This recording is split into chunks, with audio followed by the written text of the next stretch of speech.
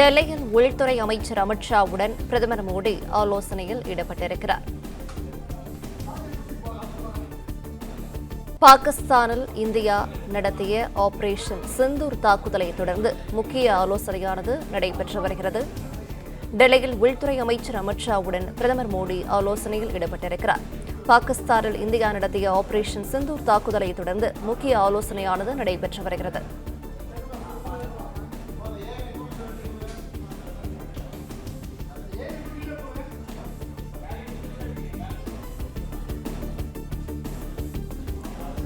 டெல்லியில் உள்துறை அமைச்சர் அமித் ஷாவுடன் பிரதமர் மோடி ஆலோசனையில் ஈடுபட்டிருக்கிறார். விவரங்களை தருகிறார் செய்தியாளர் ராஜகுமரன். வணக்கம். விவரங்கள் என்ன சொல்லலாம்? பாகிஸ்தானில் முக்கியமான தீவிரவாத நிலைகளாக கண்டறியப்பட்டிருந்த 9 முக்கிய பகுதிகளில் தாக்குதலை வெற்றிகரமாக இந்திய ராணுவம் நடத்தி முடித்திருக்கின்றது. ஜெய்ஷ் இ முகமது, லஷ்கர் இ தொய்பா உள்ளிட்ட அமைப்புகளை சார்ந்தவர்களுடைய பயிற்சி களங்கள் தரைமட்டமாக்கப்பட்டிருக்கின்றன. இந்தியாவால் நீண்ட நாட்களாக தேடப்பட்டு வந்த மசூத் அசாருடைய குடும்ப உறுப்பினர்கள் கொல்லப்பட்டிருக்கின்றார்கள். மசூத் அசார் வசித்து வந்த இல்லம் தரைமட்டமாக்கப்பட்டிருக்கின்றது உள்ளிட்ட விவரங்கள் எல்லாம் வெளியாகி இருக்கின்றன.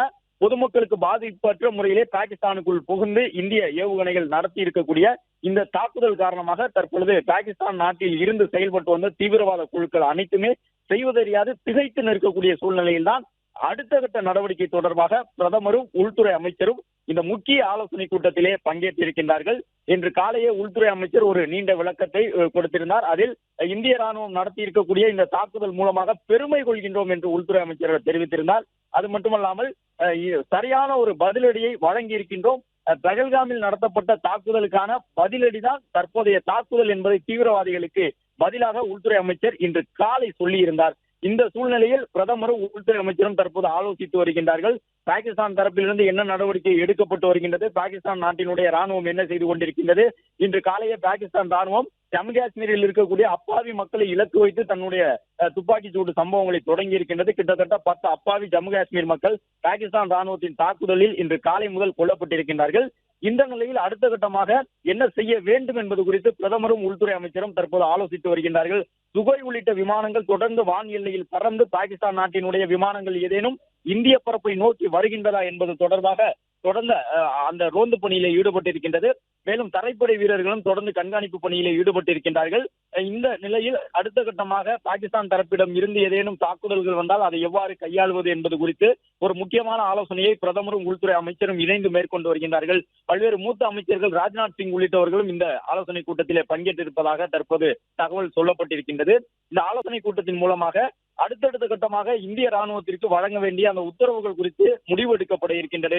ஏற்கனவே இந்திய ராணுவம் முழு சுதந்திரத்துடன் செயல்படுவதற்கான அனுமதி வழங்கப்பட்டிருக்கின்றது. தரைப்படை, வான்படை, கடற்படை என்று முப்படைகளும் தயார் நிலையில் இருக்கின்றார்கள். அவரவர் எல்லை கோடுகளில் அவர்களுக்கு ஒதுக்கப்பட்டிருக்கக்கூடிய அந்த பணிகளிலே கண்காணிப்பை தீவிரப்படுத்தி இருக்கின்றார்கள். 9 இடங்களில் நடத்தப்பட்டிருக்கக்கூடிய இந்த தாக்குதல் சம்பவத்தை பொறுத்தவரை இந்தியா இலக்கு வைத்த அனைத்து நிகழ்வுகளும் 100% நிறைவேறி இருப்பதாக 2 பெண் ராணுவ உயர் அதிகாரிகளும் சற்று முன்பாக செய்தியாளர் சந்திப்பிலே சொல்லியிருந்தார்கள். பாகிஸ்தான் மக்களுக்கு பாதிப்பற்ற முறையிலே மிக கவனமாக அதற்கு உரிய ஆயுதங்களை, அதாவது ஒரு வீட்டை தாக்க வேண்டும் என்று இலக்கு நிர்ணயித்தால் அந்த வீட்டினுடைய அளவு என்ன, நீள அகலம் எவ்வாறு இருக்கின்றன, அந்த கட்டடம் மட்டும் தரைமட்டமாக வேண்டும் என்றால் எந்த ஆயுதத்தை பயன்படுத்த வேண்டும் என்பது வரை உளவுத்துறை முழுவதுமாக கொடுத்திருந்த அந்த அமைப்பு கொடுத்திருந்த தகவல் அடிப்படையில் இந்த தாக்குதல் சம்பவங்கள் நடத்தப்பட்டிருக்கின்றன. அந்த அளவு பொதுமக்களுக்கு பாதிப்பட்ட முறையிலே பாகிஸ்தானுக்குள் புகுந்து இந்திய ஏவுகணைகள், ட்ரோன்கள் நடத்தி இருக்கக்கூடிய இந்த தாக்குதலை அடுத்த கட்டமாக எவ்வாறு கையாள வேண்டும் என்பதற்கான ஒரு ஆலோசனை கூட்டமாக பிரதமர் மற்றும் உள்துறை அமைச்சர் ஆகியோர் டெல்லியில் தற்பொழுது இந்த ஆலோசனை கூட்டத்தை நடத்தி வருகின்றனர். பிளே ஸ்டோர் மற்றும் ஆப் ஸ்டோரில் இருந்து பாலிமர் செயலியை QR கோடு மூலம் பதிவிறக்கம் செய்யுங்கள். செய்திகளை உடனுக்குடன் பெறுங்கள்.